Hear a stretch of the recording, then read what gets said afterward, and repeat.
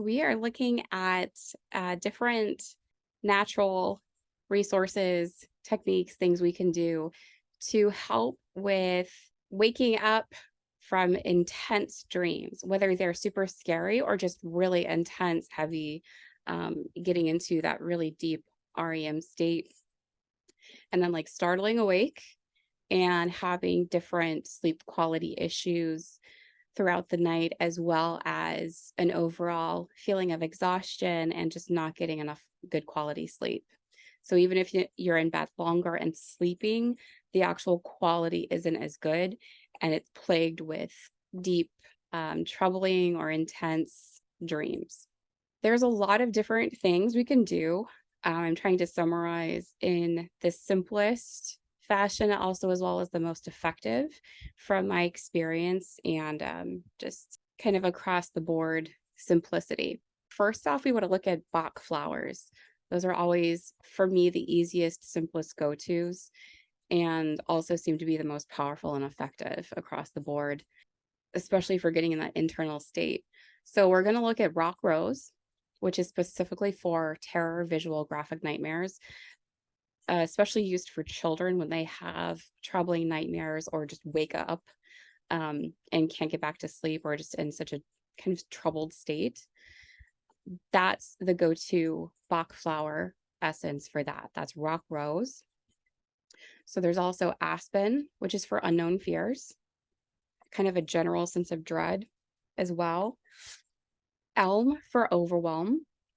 That leads into an issue with the parasympathetic versus sympathetic mode that can help just with the emotions to handle and process the feelings of overwhelm internally. So you're not unconsciously processing that while you're trying to sleep, which is what a lot of those dreams can come from. So then we have white chestnut, which is mostly associated with the persistent unwanted thoughts, otherwise known as monkey brain. It's kind of all over the place, or just a lot of them. That is not necessarily the best thing for you to think about or have in your head. That's something I would put together for the issue of those intense dreams that interrupt your sleep and inhibit your energy levels. So another thing, the foundation of that, I would include calming essence, kind of self-explanatory. So rock rose is in calming essence, but for this specific issue, I don't think it hurts, and I would try first to add the individual rock rose to the remedy. So those are the 5 Bach flowers that I would recommend for this issue. Specifically, if you can only do one right now, focus on rock rose. So then the next part of that is helping you move into parasympathetic mode before you go to sleep. So if you're like most people, we don't really think about that. We just go to sleep. And we may have, we may be scrolling through social media or reading a book or watching a movie or something and listening or being distracted by something, filling our heads with something before we go to sleep. So if we drift off to sleep or go to sleep in that state, we're left with whatever that is that influenced us. Even if you switch it off and have 20, 30 minutes, if you don't do anything to clear that out, that's still going to stay in you. And that's what you're going into in your subconscious while you're sleeping. So it's very important to 30 minutes to an hour before you want to go to sleep, to not read, to not watch TV, to not scroll through social media, or anything that's going to stimulate your brain to that capacity. And it's important that you start observing and looking at the correlations between what you consume and how it affects you. So, for instance, if you're used to watching thrillers or heavy dramas before bed, or even heavy romance stuff, that's all very stimulating and engaging for you. You want to do things that shut you down. So that can be a shift for you, especially if you're used to reading or watching TV or something right before bed. just pad that time. I'm not telling you not to do that at all. Just pad that time, stretch it out. At least start with 30 minutes first, and ideally get to an hour first if this is such an intense issue for you. With that, you're going to create a calming routine before bed. 30 minutes, ideally 60 minutes while you're going through this intense time. And it's that dramatic for you in your life. So what this is intended to do is help switch you from sympathetic, which is fight or flight mode, which if you're going through a busy or chaotic day or handling a lot of things, or just have a lot going on, or stimulated with a lot of stuff, that's the state you're going to be in. You need to be able to shift to parasympathetic mode, specifically a good amount of time before sleep. So don't wait to get into sleep to go to parasympathetic. Prepare your body for a calm and restful sleep beforehand. So then you just ease into it a lot better, and there isn't that jolt as much. So a jolt of waking up as well can also be a sign of adrenal fatigue. That's one aspect to look at. You can also support your adrenals and see how that affects you. It's a combination of things, but always, no matter what, switching into parasympathetic mode first is what we need to look at. So that can include lightly stretching your body, doing deep breathing, a soothing meditation, things like that are very clear, gentle, kind of purified. You want to purify the space around you. Calming, soothing colors, calming, soothing sounds, a place where you feel safe, cozy, totally relaxed, and you're shutting out the world and everything else. So you're focusing on your mind and what's going into it, as well as helping your body to regulate and shift apart from your day. You're stepping out of that and saying, this is a totally different space. I'm safe, I'm calm. You're facilitating this environment of calm and peaceful sleep. The next part of that, I would definitely recommend aroma reset before bed. So however you want to incorporate that in your 30 to 60 minute calming ritual before bed, super, super simple and effective for helping switch out of sympathetic to parasympathetic mode. That would be grabbing your favorite essential oil, chamomile, lavender, vanilla, even frankincense are really good for that. Vervain is great, but it doesn't smell good. So that may not be a good thing. We don't want anything to jolt you, but any of those oils are great. Lavender is especially really, really good for helping switch that. There is a separate video on Aroma Reset if you don't know how to do that or want a guided walkthrough. Another thing to do, which you may not think about, is to drink a little bit of room temperature water for hydration. That just helps your body go from depleted, possibly, to being well nourished and hydrated. The majority of people are very dehydrated. So that can also trigger some extreme issues. So that's one thing to make sure you do, is have a little bit of room temperature water for hydration, preferably an hour to 30 minutes before bed. Have silence around you. It doesn't have to be super dead quiet, but try not to have a song playing that has vocals to it. If it's instrumental, fine. If you can listen to it without being distracted or stimulated, that's what we're looking for. Basically, you want to be able to tune everything else out and just focus on the present. We are so used to being distracted that it's really challenging to even become aware of how much we're distracted by. So we need to facilitate a quiet, soothing environment for ourselves.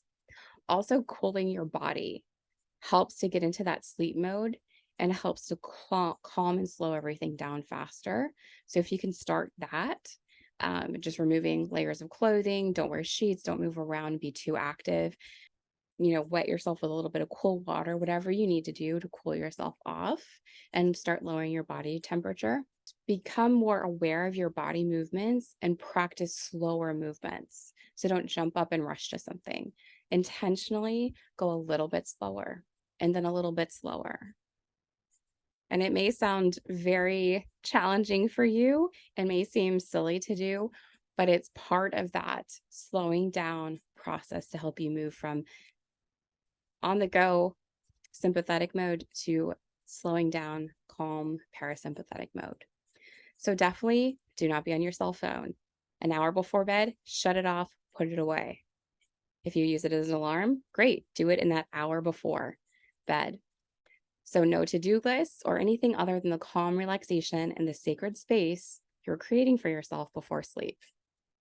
So you need to do this consistently before bed to help your body begin to naturally switch off. Creating that routine for your body is very important. That's what will help it do it on its own. You're going to have to facilitate that and consciously do that effort so then it can do what it needs to do on its own. You're leading it.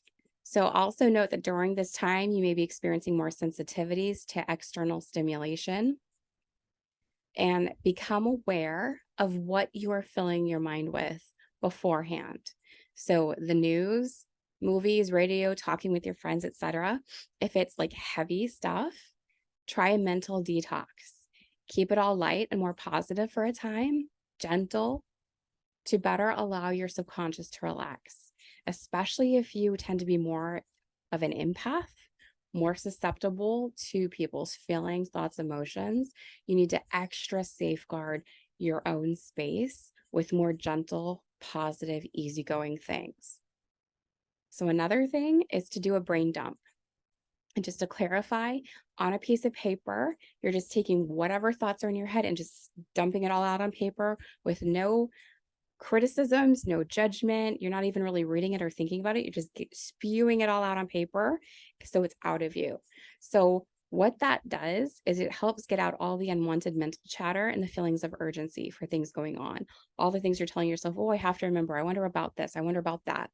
Writing it all out on paper doesn't have to make sense. It's not an essay. You don't need to worry about punctuation or grammar. And what that does is it tells yourself, your subconscious, that you won't forget it. So it's okay for your inner mind to let go of it. Also, prayer is super, super important. One aspect is the spiritual covering. Another is the connection. So it's a great time right after a brain dump to do so spiritually.